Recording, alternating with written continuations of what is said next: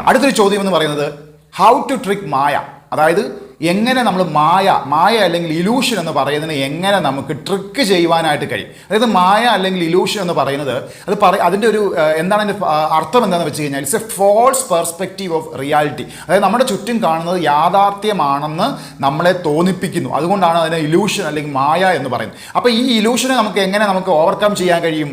മായയെ നമുക്ക് തകർക്കണമെന്നുണ്ടെങ്കിൽ ഒറ്റ വഴിയേ ഉള്ളൂ. It is all about the eternal now. അതായത് ഈ നിമിഷം എന്നുള്ളത്, ഈ നിമിഷമാണ് മികച്ചത്, ഈ നിമിഷം മാത്രമേ ഉള്ളൂ. അതായത് പാസ്റ്റ് പ്രസന്റ് ഫ്യൂച്ചർ എന്നതൊന്നില്ല.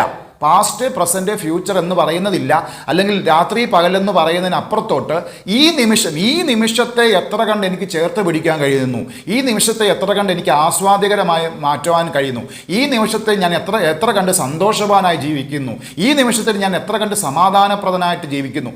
ഇതാണ് എറ്റേണൽ നൗ. ആ എറ്റേണിറ്റി എന്ന് പറയുന്നത് ഈ നിമിഷമാണ്.